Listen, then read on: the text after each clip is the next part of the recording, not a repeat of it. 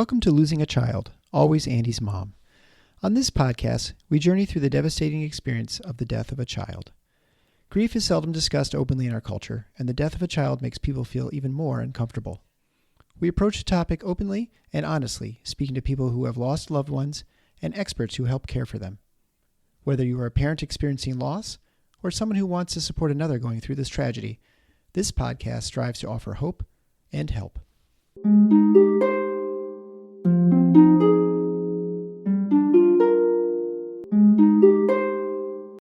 Welcome to episode number 275 of Losing a Child, Always Andy's Mom. I'm Marcy Larson, Andy's mom. Today, I have the privilege to introduce you to Julie and Chris.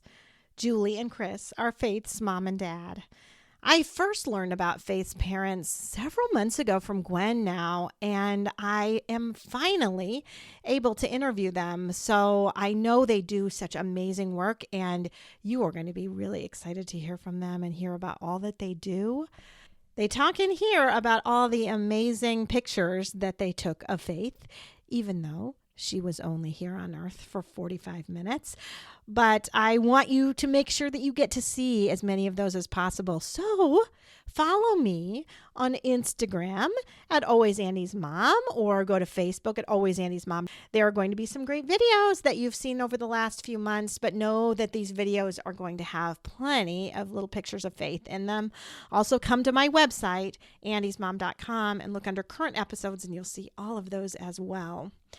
And again, if you want to be on the podcast, email me at marcy@andysmom.com. It may be a bit of a wait now, but we can certainly get you in and have you tell your story of grief and your child's story, because every story is so meaningful and so precious.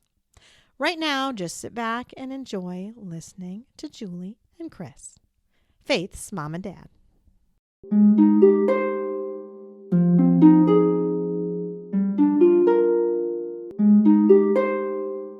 Thank you so much, Chris and Julie, for agreeing to come on the Always Andy's Mom podcast today. We are honored to be here. Thanks for having us.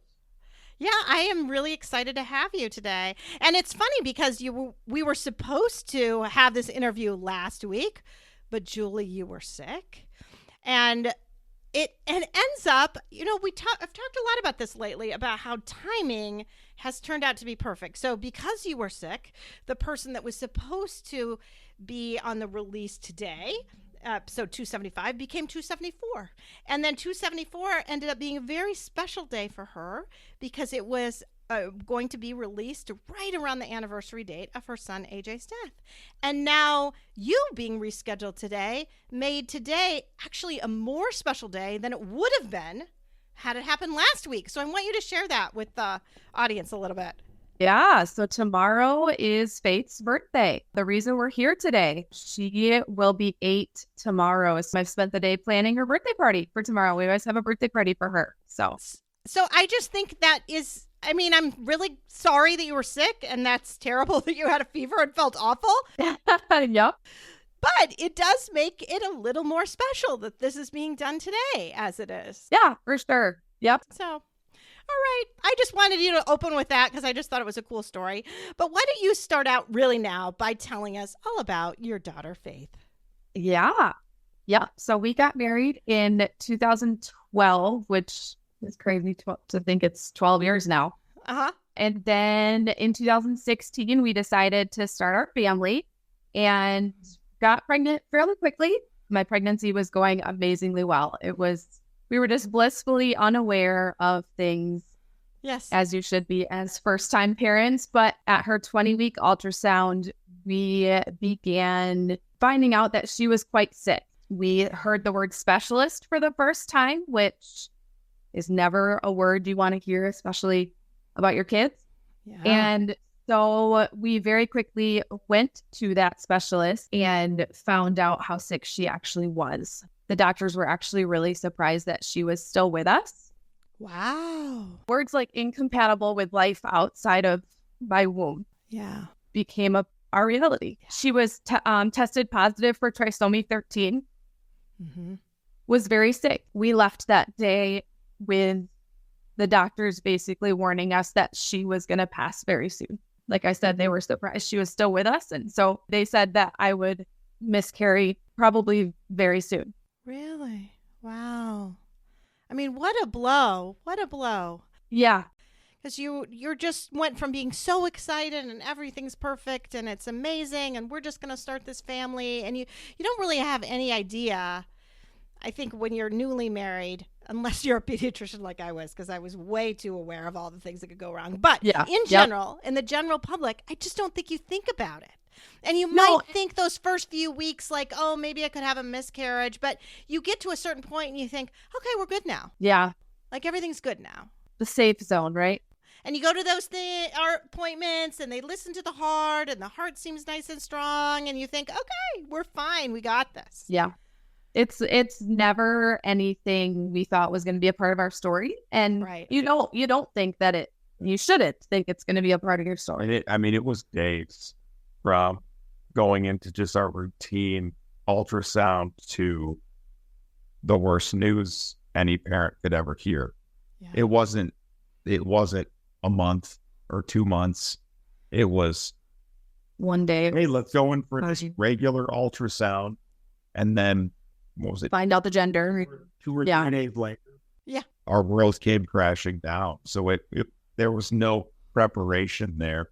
It was a 0 to 100 in 3 days. Yeah.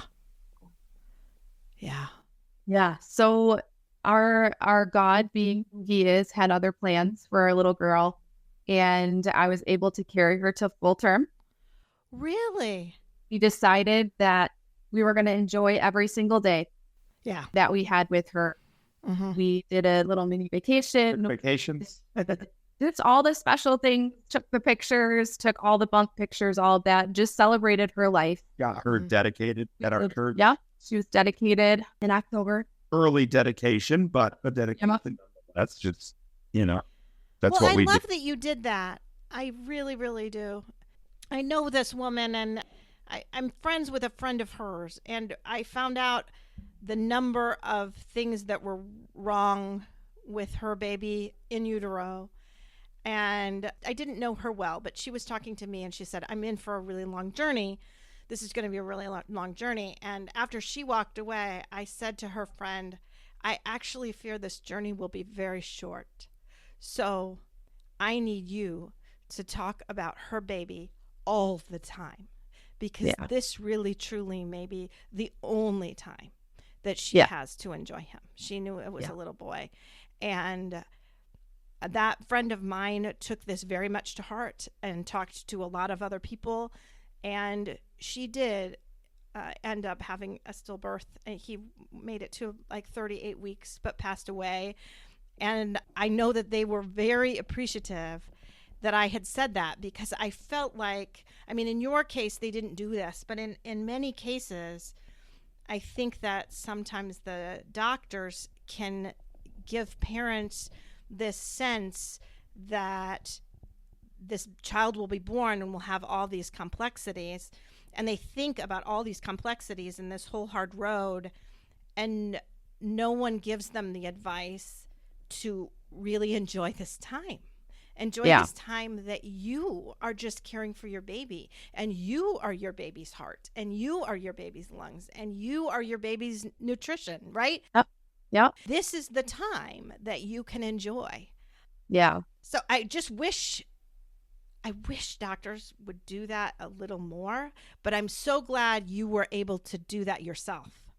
Yeah. And it's a conscious choice. Every morning it was waking up and choosing the joy that she was still with us and that she was still safe inside of me, and choosing to enjoy the time we did have. And I read a kid's version of the Bible to her every night. Yeah. Like nestled up to her stomach. Yeah. And now we have that Bible that I read with her footprints inside of it. So it's, you have to, like Julie said, you have to make that choice. But it's, why not start teaching her about Jesus from the moment her heart starts beating? Mm-hmm. So, and they hear you. Those babies hear you. Yep. So I love that. Yeah. Yeah. It was. Yeah, we say 45 minutes, but it was, I can't do the math, but it was longer than 45 minutes that we got to spend. 37. Yeah. Yeah, whatever that math equals out Yeah. to. Yeah. So I carried her to 37 weeks, and November 15, which is tomorrow at the time we're recording this, but she decided it was time. We labored for 26 hours, and He labored for 26 hours. Yeah. I was there doing what I not missing through that. right. Yeah. But you and Faith, Mama and Faith labored, right? Yes. Yeah. Yeah. Yeah. And that whole time we made the choice to not have her monitored. We didn't know what was going to happen, and we didn't know, Yes. doctors didn't know what was going to happen. And we just had the most amazing medical team. I pray that everyone going through that has just an amazing medical team like we did. But she was actually born without a heartbeat. We found out later. Yeah. Obviously, the hubbub of a baby being born, we were just so excited that she was here. And we didn't really think anything of it. And our pediatrician that was there to take care of Faith later told us that when he first listened to her heart, she didn't have a heartbeat. Yep. I have done that. Yeah. I have done that. He said in that moment, did he tell us this at the funeral? Or no, it must have been in a hospital still. He said in that moment, I did the only thing I could think of, and that was to pray for your new little family. And her heart started beating. Yeah. God gave us a miracle that day, because throughout her whole pregnancy, obviously we were praying for a miracle. We were praying for healing for her. But our biggest prayer was just to be able to meet her, to be able to spend some time with her, and to be able to hold her and meet her. And she did. I remember her first breath, and I remember her opening her eyes. She looked at both of us, and he got to hold her. And it was a really, really special time that God gave us. Right. And something that you hadn't really expected, right? That no one had expected that for you. We had no idea what to expect. We went in with multiple different birth plans and how that would all look. So, and yeah, she lived for about 45 minutes.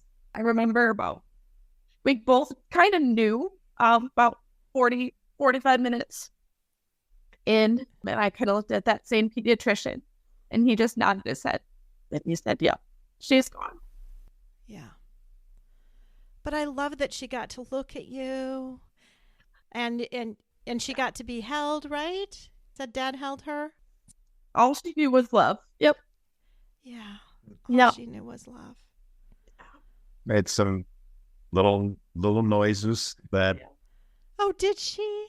Yeah, they were. I'll think about them as often as I should, but it's a noise that it's like people have certain smells that they smell that remind them of things that happened 30 years ago at their grandparents' house, or I will remember that noise till the day that I die. It was the most unique, one of a kind sound that will ring in my head for eternity, and I'm just so grateful for it. And I just it was awesome. Yeah. Well, it sounds pretty awesome. That is a gift. Yeah, it was a really, really special time together. And then after she had passed, we had both sets of grandparents there, and so they came up to meet her. Our pastor at the time met her. We got some really cool pictures. I'm sure you know now I lay me down to sleep. So we got some amazing pictures of her. The nurses were incredible. They took little footprints. They gave her a little bath. Yeah. It was really special. We still talk about our nurse. I mean, she's essentially a part of the family now. Nurse Laura, if you're watching the show. Right. And our doctor, both of them were with us for all 5 of our kids. So yeah, it was just really special. Yeah. So how long did you get to spend with her then? So she was born about 5 o'clock, 5:30, and she was with us all night. So the nurses helped us just to be able to spend time with her all night. Kept her warm. Yeah. Gave her a bath. Which was, looking back on it, was such a blessing, because feeling her cold, I think, would have been a lot harder. But they kept her just as warm as could be. And we got to spend the night with her, sleeping on us, as much sleep as we could get in her little outfits and all of those things. And yeah, going back to the sound, I mean, the smell, I'll never, the smell. It's one of those smells, just like grandma's house from 40 years ago. It's one of those smells that I'll never forget. And they did such an amazing job of, this is your child, and enjoy your time with your child, regardless if there was a heartbeat or not. Yeah. So it was such a blessing, and it was 48 hours all night. Yep. I don't think it was 48. I think it was 24, because then that next night is when they 48 leading up to the delivery. Yeah. That's where, but yeah, then the next morning. The next afternoon, the funeral home came and we had to say goodbye. So it was like, again, of like our 20-week ultrasound being like blissfully unaware to complete 180. Our world came crashing down. It was like the very best day to the very worst day the next day. So, yeah. Because you had her and then you didn't. Yep. We went to probably a year or two after Faith had passed. We went to a funeral and I lost it. And I looked at him and I said, that man right there is who I gave my baby to. He was just the funeral director at that funeral for someone. He was a grandparent or something that had passed, but it was like, that man, that's who I gave my baby to. Oh my. And he was so awesome, gentle and amazing, and you could tell he didn't want to do that. No, I'm sure he didn't. He was doing his job. Yeah. But he didn't want to have to. And it was, especially as a dad, seeing someone else carry your daughter, carry them out of the room, that then you would only get to see her one more time as you were closing the lid, was pretty tough. But again, he didn't want to, but that was his job. And he was very gentle, and it was a very interesting moment, but something that had to happen at that point. Yeah. That's a very special job that those people have, isn't it? Yes. I think about our funeral director often, actually. He reached out to me sometime after, a couple years after Andy was gone, that his brother had died, that he was recommending to his parents to listen to my podcast. I didn't even know he knew about my podcast. And then he told me that every time they had someone who died who went to the cemetery that Andy was at, he would visit him. Oh, wow. Wow. And that just meant so much to me that 2 years later, he was still visiting my son because it impacted him. Yeah. Wow. It's amazing that you just don't know these things, right? I would have had no idea. Yeah.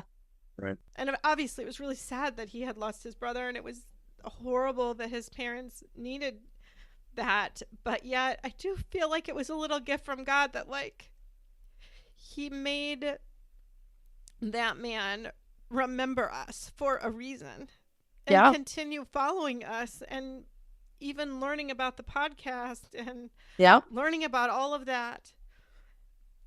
I mean, that just feels really like God ordained that. Yeah. That's so cool. Yeah, But they can really make things, they can make things as good as they can be, right? And they can help make a really horrible situation better. Yeah.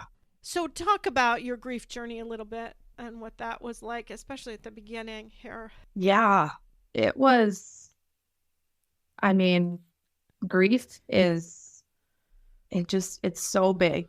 It just feels so big to even talk about. I don't even know where to start. I mean, those first few days planning a funeral for your child are just excruciating. Yeah. Like, it just is something I don't wish on any single person ever. It was something I didn't prepare myself for. Like, I knew, like, I, kind of prepared myself for delivery. It was my first, so I didn't know what to expect for delivery. And so I prepared myself for that, but I didn't necessarily prepare myself for her funeral. And that was really hard. I don't remember a ton about the day. Yeah. Just, it's just a lot. There were a lot of people there. I remember that. There were a lot of people there for her. Our pediatrician, our doctors, it just was so many people, which was just amazing to see that support. But then the days just feel so long. Yeah. I remember just laying in bed like, I don't want to get up. I say this in our ministry that we have now too. It's like the world keeps going. Yes. And yet somehow I have to be a part of that world without my daughter. Yeah. It's like, how is that even possible? How do I even do that? And I mean, the only way that I got through, you can speak to this too, is by the grace of God, and literally one day at a time, sometimes like 1 hour at a time. I was just going to say that. You can't even think to tomorrow sometimes. No, it's just like, what am I going to be doing this next hour? Or maybe I'm doing nothing. And I had to learn very quickly, and I had some very important people pour into me that it's okay to not be okay. Yeah. And that everything I was feeling was okay. The anger, the grief, the questions, the doubt, everything is okay. God can handle it. And it's a part of grief. And what you were feeling is okay. And so it was just one day at a time. Well, yeah. And like you said, you have no idea what to do. No idea. I'm going to go back to that funeral director again. So here we are at this funeral home. Obviously, Andy was killed in a car accident, so it was completely sudden, unexpected, no idea. And you get this huge packet, all of this packet of information. I remember him pulling out this flyer, flipping it over to the back, and circling a phone number and saying, call this woman, call this number. And I remember getting home, and I was just sitting on my bed in my room by myself. I don't even know where my husband was at the time. And I'm thinking, what am I supposed to do? And I thought, well, that guy told me to call this number, so I guess I'm just going to call this number. I don't know, right? Yeah.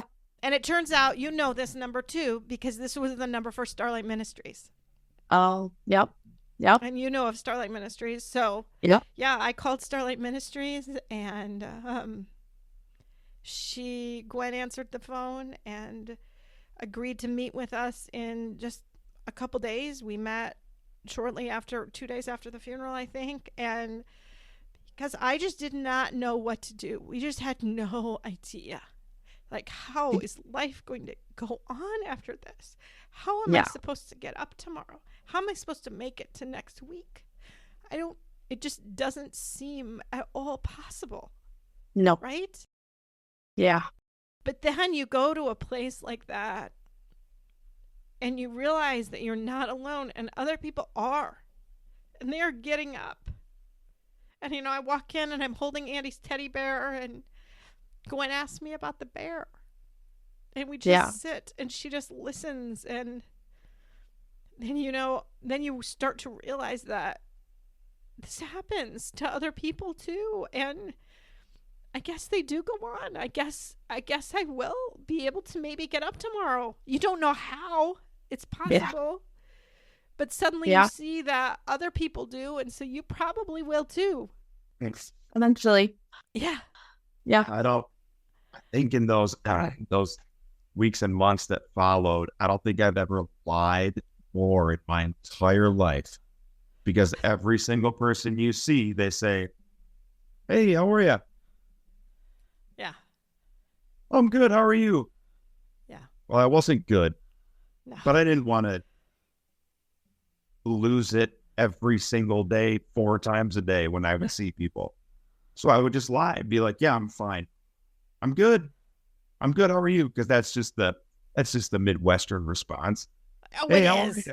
Hey, how are It you? Oh, I'm is. good. How are you? It's like, I wasn't. And half the time I'm still not, but I say good anyway. So Okay, yeah, I have to tell you, that's a huge pet peeve of mine. I hate that. And it's only been since losing Andy that I really, truly hate it. So I'm a pediatrician. I go in and I see kids and they are sick a lot of the time. Yeah. They feel awful. And I say, I can say, I'm Dr. Larson.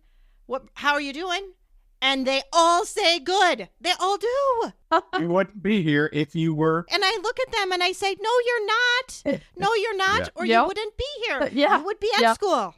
But you are Yep. here seeing me, so you are not good. And they all No. kind of Yeah. chuckle, but I say that all the time because I really would like people to think about that before they answer Yeah. and not give an untruth, right? I mean, Yeah. when people ask my husband, he would say, getting by.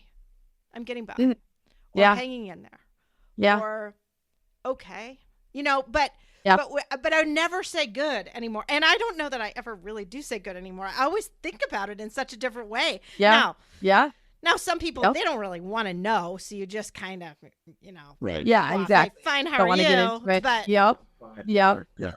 You know. But it is funny that you are totally correct that people don't even think about it. You just throw back good really, really quickly. And then until you're really truly not. Like you in that moment, you said good, but in your heart you were like, man, I am lying. I am lying 5 times a day, 8 times a day. Yep. Yep. And you never thought about the fact that before. You just said good. Yeah. Even if you were having a Yeah. cruddy day, you said good and you didn't even think twice about it. Yep. But Yep. suddenly you're thinking about it because you're not good. This might be getting a little too deep into the podcast, but can you imagine what the world would be like if someone asked you, how are you? And they were honest? Yeah. Like, how much better of a place would this be? Yeah. You run into somebody at the hardware store. Hey, Kurt, how are you? Not so good. Oh, tell me about it. Yeah. Can you imagine? As opposed to just walking by and be like, hey, good, how are you? Oh, I'm good. All right, see ya. Yeah. Man, what a world that would be. Yeah. It would be. It would be a better place. If it would just be like, hey, you know what? Today sucks. Oh, you want to talk about it? No, not really. Okay. Well, I'm Yes. ready for it. Right. That's it. Oh my gosh. I love that too. Yeah. Like, because you Yeah. would also have permission to say, no, I can't really talk about it right now. No, I don't want to talk about it, but I Yeah. appreciate you But asking. Yes, but I appreciate End you of story. asking. And I think Yeah. that's why you and I then can be afraid and just say good because we And just don't say good. really want to Yeah. go there. But Yeah. if we could be honest and say, today's a tough day. Yeah. And somebody said, you want to talk about it? And you said, I really can't. That's a little too much for me right now. Yeah. Okay. Okay. Then be okay with that.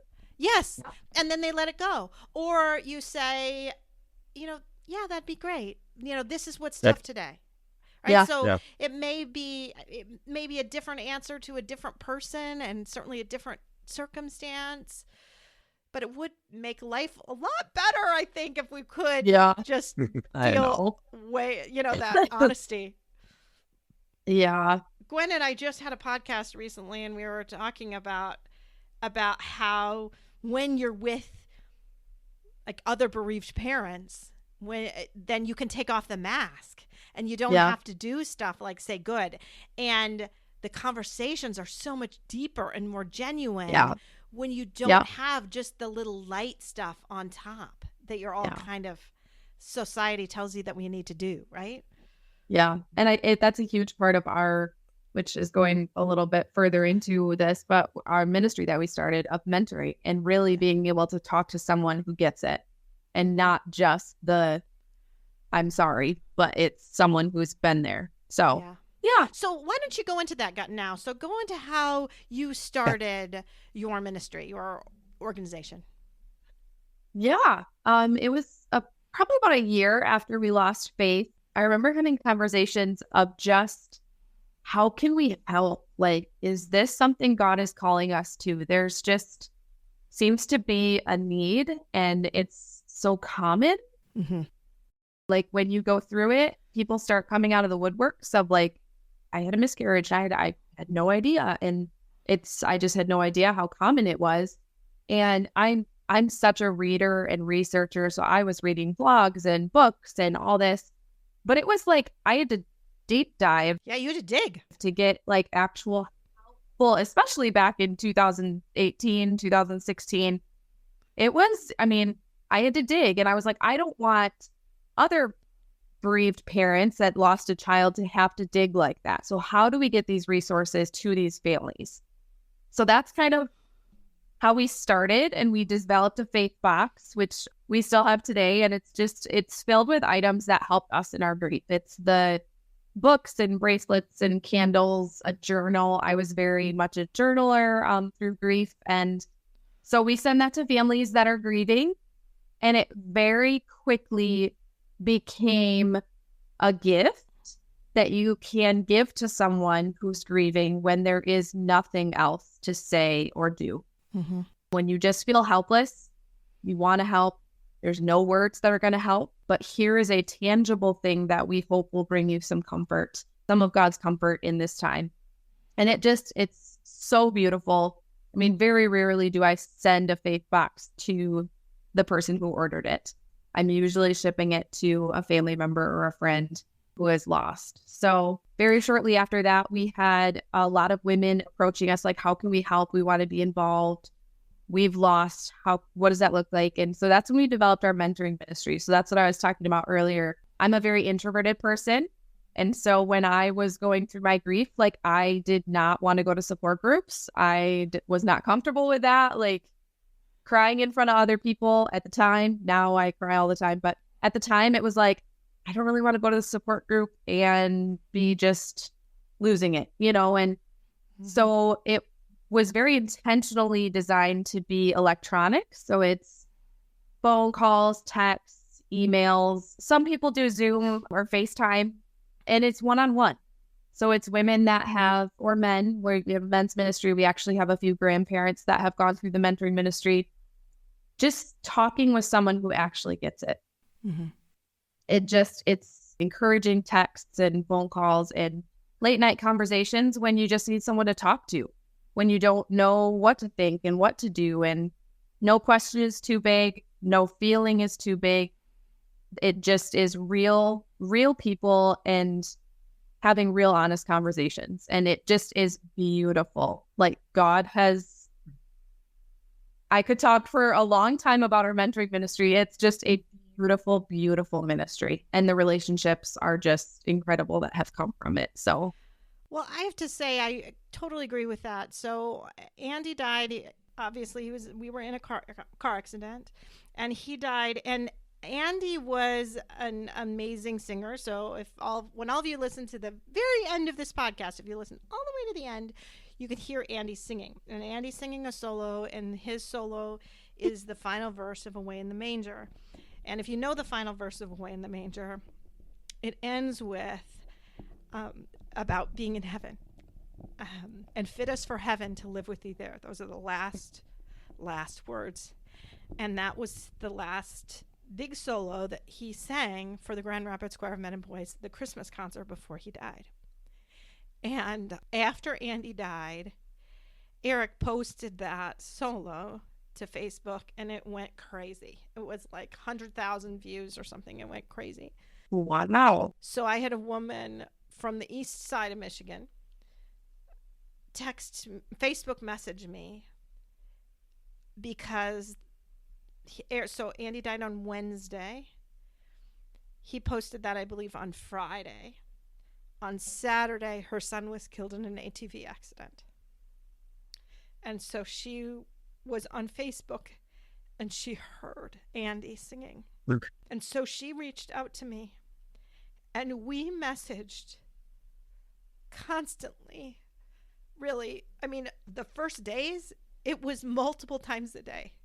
She messaged me before Andy's funeral, before Andy's visitation.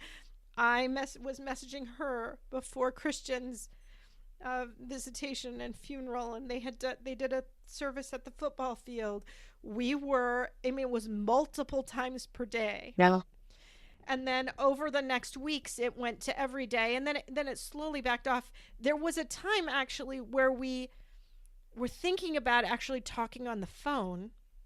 And then we decided not to, because the relationship that we had was just this Facebook message relationship only. Yeah. But it was perfect. And it was Yeah. exactly what we needed. And talking about, when we trying to go back to work and struggling and all of these things. Yep. We've never met in person. Mhm. After I started the podcast, what was funny is that then she heard about it because she went to some support group and they were talking about it. And all of a sudden she realized, hey, that's the woman back from way at the beginning. And so Yep. we emailed a little bit again. She's never been on the podcast. I've thought about having her on the podcast, but in some ways, I don't even need to see her. It's just, I don't know. It was just a very special, sacred relationship that we were a gift to each other. Connection. Yeah. When no one else really could understand that. I didn't know anybody else who had been through that. And she didn't either. And that's what we pray for our mentoring ministry. It just, Right. we hear so often, like it's so different than even just talking to your mom or your best friend. Like, yes, they're there, they care, they might be very empathetic people, but if they've never been through it, they don't truly get it. And so to talk to someone who does can just be so good for your soul. It's just so powerful. Yeah. And you just feel so much less alone. Yes. And I feel like miscarriages can feel like such a lonely loss. Oh, for sure. That can. Like so many people don't talk about it. Mm-hmm.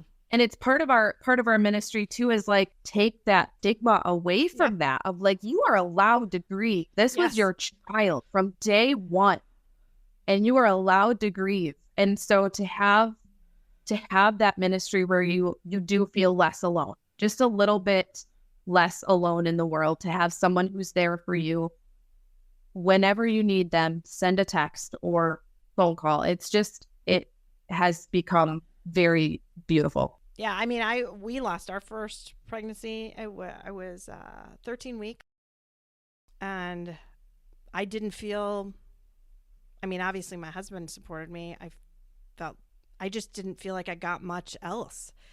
Yeah, I was in my residency and working, and I really felt like even my co-residents, I mean, they cared, but really, they just needed me back to work. Right. And I needed to just get back doing things. And like what Julie said earlier, I mean, the world keeps moving regardless. Yeah. People just. And it's hard too when you lose something early on. We had started telling people a week before. Yeah. And, it's really funny because I just started telling people, like I said, a week before. So not everyone even knew. And then I'm so sad. I mean, I'm so horribly devastated. Yeah. And yet some people didn't even know I was pregnant. Right. Yeah. And so what was funny is when I got pregnant later on, I can't remember which pregnancy it was. We were all together as a family. I think it was my last pregnancy with Peter. We're all together as a family. And I took a pregnancy test and it was positive, and it was Thanksgiving time. And I literally told the entire family that. And I remember my brother being like, wondering why I did that already, because they had 2 miscarriages. Yeah. And one of them was actually at the same time as ours, so one of us very close together, but they had 2, and he couldn't believe I was telling people so early. But I said to him, if we would lose it, I want people to have known, and I want people to understand why I have this sorrow now, right? Because when you don't say anything, then you feel like you can't really grieve publicly either. Exactly. Yeah. Yeah. And that's what we said too with our future pregnancies too. It was like, of course we're going to tell people because these are the people that would grieve with us. Right. If we do lose, they were the people we would tell that we lost. So right. Yeah. And to have never had them have the chance to love that little baby inside of you. Yeah. Because really what you have done then is robbed them of an opportunity to have any love for that child. Yeah. right? You would be loving that baby from the very, very beginning, but grandparents wouldn't, aunts and uncles wouldn't, friends wouldn't. Yeah. All the people that you don't tell. It's just like this taboo. Like, you're not supposed to tell, because then if you have a miscarriage, you're, again, not supposed to tell people. Not supposed to tell. I know. Yeah. Because we actually... You're just supposed to live through it. Yeah. In 2019, we lost at 10 weeks. We lost another little girl, Esther. And we had already told people. I didn't really think about that, but we had already told people. And then she passed at her 10-week ultrasound. We found out. And yeah, it was all the people that would have grieved with us, or that did grieve with us, another pregnancy loss. So, and they still could, right? So you gave them that opportunity to do that. Yeah. Yep. So I want to go back, though, and talk for a second about the grief boxes again, because that's how I found out about you. I don't know if you even probably remember this, because you probably sent out a lot of grief boxes, but I had someone who I know who had a stillbirth. And I was telling Gwen, who my audience all knows, because Gwen does all of these podcast episodes with me, and she's amazing and awesome. Yeah. And Gwen said, Faith 45, go to Faith 45. Oh, that's awesome. So I emailed, and then I accidentally put in my own address instead of her address. So I had to send another frantic email saying, that address that I gave you is mine, and don't send it to me, which you didn't. No. So hopefully we caught it in time. it was such a gift, because no one it was someone from work, and no one at work knew what to do. Yeah. I mean, everyone was at a loss. Yeah. And I felt like I had something tangible that I could give, that I could just give out as a gift. And what's funny is I didn't know that you had the bracelets in yours until I met you later. Yeah.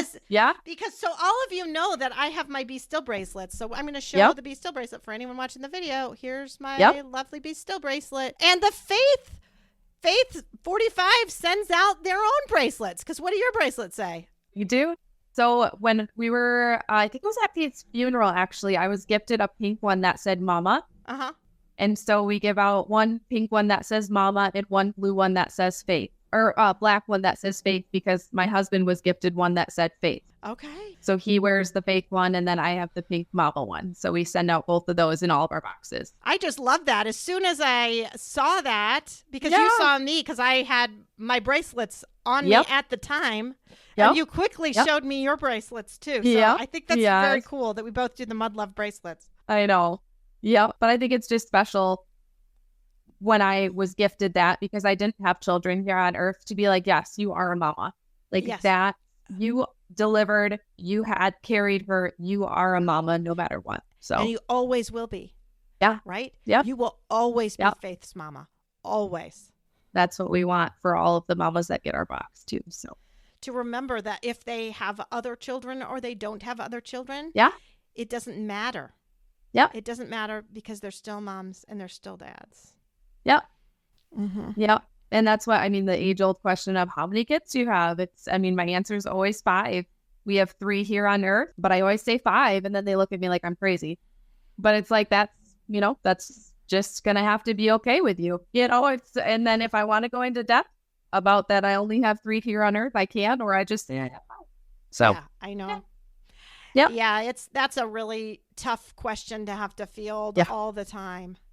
Yeah. Right. Yeah. We had people over yesterday to the house, and there was some work with my husband, and the one of the women works with my husband, and her husband was in there, and he had just gone into our bathroom, and we have pictures of the kids in the bathroom all together. And he said, "Where are your kids?" And and I said, well, and he just kind of gave some answer. And I said, my youngest is at Purdue. And he goes, oh, they're not like 4, 6, and 8. They look like they're 4, 6, and 8 in the picture in the bathroom. And like, yep, they are in the picture in the bathroom. And and he didn't even know that Andy was gone. And we don't have pictures of the kids above the age where Andy died in the house. We just don't. I just have too hard of a time thinking about the idea of doing a family picture and doing that. So, there's no picture in this house of Peter older than 12, even though he's 18 now. I mean, there just isn't. It's just too painful for me. I don't do it. Yeah. So I'm sure the guy's kind of like, those are some pretty old pictures that you've got all over the house. Right. But, that's just the way it is with me because it's too hard to do anything else. And Yeah. And that's okay. again, like you said, you just kind of have to deal with it. And if that makes other people uncomfortable, does not matter. I have a feeling they got in the car and the wife probably said, hey, just so you know, their middle son is actually dead. But oh, no. Because he didn't know. Yeah. I said something about my oldest. I said something about my youngest. We were having a game night. I did not want to go into the fact that was not where I wanted to be. It's not where my head wanted to be. Yeah. But obviously I wasn't going to say he didn't exist because he does. And there are still pictures of him all over the house. Yeah. But it's great. Yep. It's just the way it is. Yeah. And sometimes we do make people feel uncomfortable. And you just kind of had to get used to that. I know some people are uncomfortable with tears, and I just had to learn to be okay with that. I'm like, I don't care. I'm going to cry, and that's how I'm feeling right now. So if it makes you uncomfortable, then that's fine. Yeah. Yeah. I'm just trying to think of all the things that you do now through Faith 45 and how people can kind of find out more about you. So talk about that a little bit. Yeah. So everything's on our website, faith4the5.org. You can request a mentor right on there. We ask for just a little bit of their story, just so that if possible, we match them with one of our mentors who has a similar story. But you can also, if you're interested in being a mentor, all that information is on there, how to contact us about that. You can order faith boxes, but all of our additional resources are on there as well. And our story and all of that are on there. Obviously, we're on social media as well. Tell the prerequisites for becoming a mentor. It's not super hard. Yeah. We have a lot of people that are, it's such a big time commitment to be a mentor, and it's such a big deal. And it's like, no, you just have to love on people. There are two qualifications that you need. You need to have lost, and you need to love Jesus. Mm-hmm. If you check both of those boxes, we can help you. We can help with the training process. We can work with you through whatever that looks like. So have lost, love Jesus. And if you've been through the loss, you know what to say and what not to say. Not everyone's meant to walk people through that, but I think there are a lot of people that have been through the loss that just have such big hearts that could just be a listening ear. Really is all it is just be there to listen. Mm-hmm. So so that's all on our website. So we love connecting with people. We love talking with people. We love talking about faith and telling her story. So, yeah. I know when I looked at the faith boxes, you had one for stillbirth, one for miscarriage, and one for infant loss, right? Yep. Those are kind of the three different types of loss that you tend to focus on, correct? Yes. Yep. And really the only thing that changes is the book that's in there. We have books that are specific for those losses. So, but that's why you would want to have a little bit of the story, because it would be different. Yep. If you had a relatively early miscarriage, for example, or you had your 3-month-old die, because both are probably still in the realm of what you do, right? Yeah. Yep. Because it's infant loss. It doesn't have to be quite like faith and that just lived just. Most times it is, but we have done, we just had a 4-month-old. We had a 3-month-old recently, 6-month-old. Yeah. So, yep. So, right. So I just wanted to clarify that a little bit, because I know that it's not just immediate perinatal loss has to be in those first few hours of life or first few days of life. It can be those who maybe made it home for a little while. Yeah. Right. And there are organizations out there that are doing amazing things in those hours and for at the hospital, and memory boxes for at the hospital. And it's beautiful.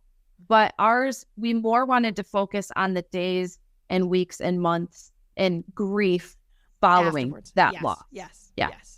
No question, because I think that's when you feel more alone. At those first little bit, everyone's there. Everyone's there. Yeah. Your family's there. Like you said, if it happens at the hospital, they do good things. They, take footprints, handprints. Yeah. Thumbprints, all of those types of things. They do the best job that they can. But then it's all just gone. It is all gone. And Yeah. as you said, the world keeps going on. Well, everyone's world keeps going on. And all those friends and acquaintances. We got in the car. I mean, we walked out of the hospital empty-handed. Yeah. We got in the car. I went and picked up the car to go pick her up, which I had then done for our previous children. And she would be waiting there in the wheelchair with our children after Faith. She'd be sitting there with a car seat on her lap, and then we put him in the car. But that first time, it was just her sitting in a wheelchair. And then we got in the car, and it was like, what do we do now? It was like your average Tuesday. Like, what do we do? Right. I remember coming home and just sitting on the couch, like literally, what do I do now?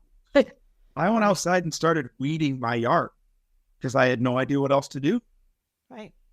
And it just, like you said, the world just keeps going. And I mean, we had a 4-minute drive from the hospital to our house, but every single person I passed on the road were just going about their normal day. Yeah. No idea what was happening inside of our car as we were driving. And it's such a unique experience to be like, my world just came crashing down, and this car in front of me is just doing their daily commute. It was a very unique experience that, it's just bizarre. And we actually had like some really amazing support people. And the people that really were the most supportive were those that just sat with us and cried. Yeah. But in my heart, it hurts my heart to think of people that don't have that and who truly are sitting there alone. And I never, ever want that. That is my heart, our heart at Faith 45. Like, we want people to know they are not alone. And we are here to talk with you, and we have mentors ready and waiting who want to walk through this with you. And it just, it breaks my heart to think that some people are doing it alone, and it's awful. I know. I remember going to the grocery store one of those first days and walking in, and everyone you look at, I remember thinking, don't you know the world just ended? Yeah. You don't know. No. The world just ended, and you have no idea. Right? Yeah. I mean, that's what it feels like. It is. And just going back to life just feels so unfair. It just feels like it's just bizarre. Like, it just, even going back to work and just like you're just different. You'll never be the same. No. And it's a tough road, one day at a time. Yeah. Yeah. Well, I am just so happy to have finally gotten to have this conversation with you, because it's kind of been a long time coming, because I obviously heard about you from Gwen quite some time ago. And then, and then I just kept thinking, I've got to have them on sometime. And then we were both at this same function, and I saw you across the room, and I thought, okay, this is it. Meant to be. God wants me to finally get a hold of these people. I love it. And here we are doing an interview the day before Faith's 8th birthday. So, yep, it's awesome. Yep. Thank you so much. Thank you so much. Yes. Thank you.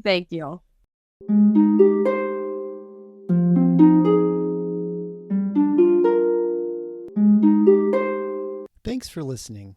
If you found this helpful and would like to support the podcast, please leave a 5-star rating and comment. To help financially, you can type Andy's Mom, one word, to the number 53555. This provides a link to GiveButter, which allows donations through PayPal, Venmo, Apple Pay, or credit cards. GiveButter will provide a receipt of your tax-deductible donation. Or you can visit the donation page at andysmom.com/donate. Always Andy's Mom is a registered 501c3 and can receive donations through Thrivent Financial and Benevity. Marcy loves hearing from listeners. Please feel free to reach out to her via email at marcy@andysmom.com or on the Instagram or Facebook Always Andy's Mom accounts. Sign up for the email list to get weekly episode links as well as pictures of Marcy's guests and their children. Together, let's work to inspire hope, one day at a time.